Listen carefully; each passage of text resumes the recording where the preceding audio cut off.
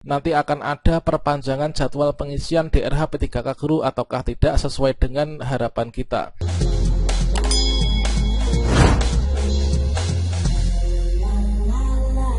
Baiklah sobat-sobatnya, informasi pertama di sini kita kutip dari jpnn.com ya, yaitu pengisian DRH NI P3K Guru 2023. Apakah ini nanti akan diperpanjang? Nah, di sini marilah kita cermati info terbaru dari BKN. Seperti yang kita kutip dari Jakarta, untuk pengisian daftar riwayat hidup DRH penetapan NI P3K ini terbilang singkat, lantaran bertepatan dengan hari libur dan juga cuti bersama Idul Fitri.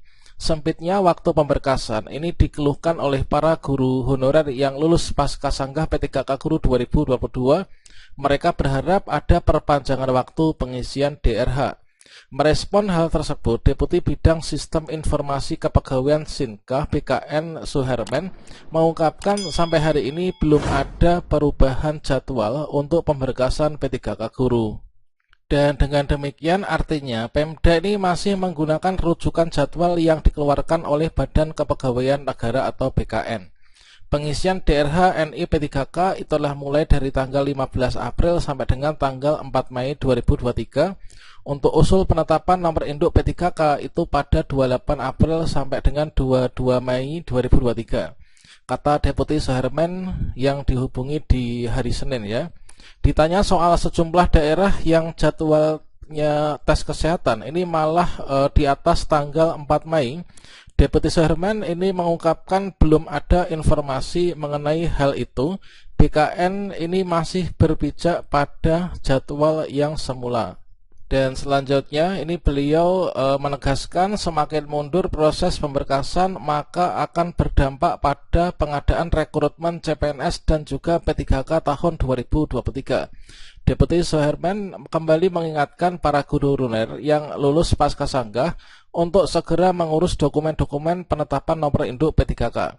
Apalagi untuk waktunya ini tinggal 3 hari lagi.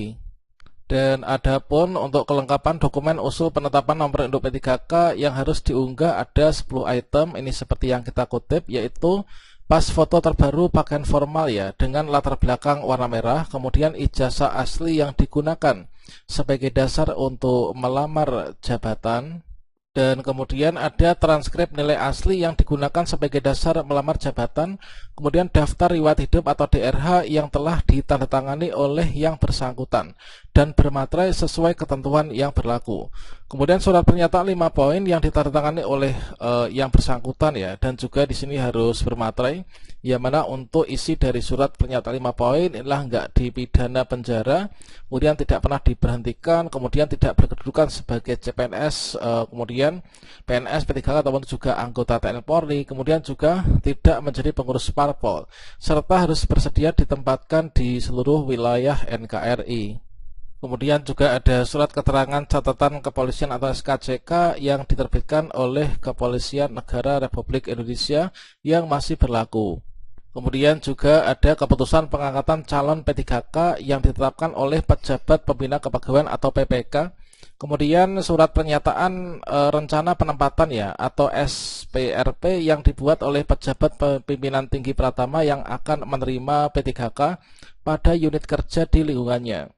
Kemudian penyampaian dokumen usul penetapan nomor induk P3K Guru selanjutnya disampaikan yaitu melalui Sistem Informasi Aparatur Sipil Negara atau SIASN. Dan instansi ini dapat melakukan approve atau submit usul penetapan nomor induk P3K Guru setelah seluruh dokumen pendukung itu terpenuhi ya, yaitu mulai dari tanggal 28 April sampai dengan tanggal 22 Mei. Itulah terang dari Deputi Suherman. Lebih lanjut dikatakan untuk penentuan mulai berlakunya pengangkatan ini sebagai P3K Guru 2022 ditetapkan terhitung mulai dari 1 bulan berikutnya dari tanggal penyampaian usul penetapan nomor induk P3K kepada Kepala BKN. Untuk instansi pusat dan juga Kepala Kantor Regional BKN ini adalah untuk yang di instansi daerah. Dan tentunya di sini teman-teman ketika detik-detik akhir jadwal pengisian DRH ini adalah kurang beberapa hari lagi sudah berakhir ya. Ini muncul berbagai masalah dari teman-teman ketika mau melanjutkan pengisian daerah dan juga pemberkasan. Nah, misalkan saja ketika kita login, di sini kita ada tampilan application is not available. Ini dikarenakan sistem down, maka di sini kita silahkan nanti diakses kembali ya pada jam-jam waktu lenggang, misalkan setelah jam 12 malam atau mungkin menjelang subuh teman-teman. Dikarenakan seluruh Indonesia dari teman-teman yang lulus seleksi PTKK Guru ini tentunya sedang mengakses akun mereka masing-masing dalam portal yang sama, yaitu sscsnbkn.go.id. Dan juga bagi teman-teman yang mungkin di tengah-tengah perjalanan ya untuk mengisi DRH, di sini nggak bisa lanjut dikarenakan loadingnya sangat lama ya, kita dipersilahkan untuk menunggu. Kemudian juga bagi teman-teman yang mana di sini kita ketika mau mengirim DRH ini juga terkendala galat, tidak bisa mengirim DRH ini dikarenakan servernya down, maka silahkan kita ini harus mencoba terus ya.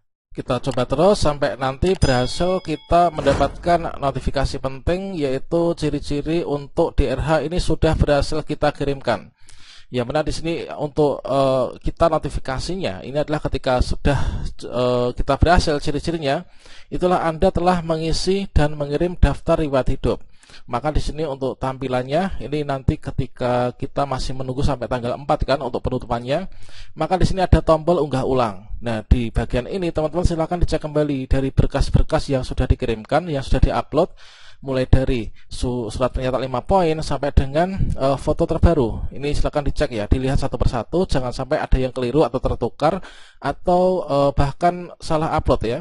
Nah, silakan dimanfaatkan fitur unggah ulang ini sehingga nanti kita tidak ada berkas yang salah ya, dan juga nggak gagal dalam pemberkasan.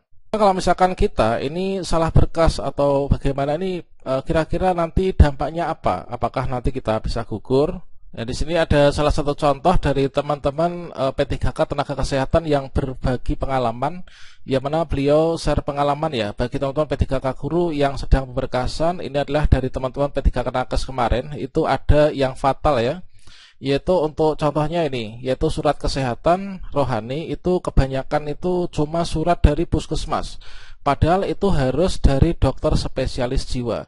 Dan pada akhirnya dari 17 orang ini berkasnya itu dikembalikan ya oleh BKN untuk kembali diperbaiki. Dan dampak dari hal tersebut itu adalah molor teman-teman, untuk penerimaan SK P3K itu molor semuanya ya, dikarenakan hanya 17 orang yang di sini melakukan kesalahan. Nah, di sini marilah kita lihat kembali jadwalnya dan segera dilakukan akhiri proses pengisian DRH jika memang semua berkas dan isian kita ini sudah dipastikan benar.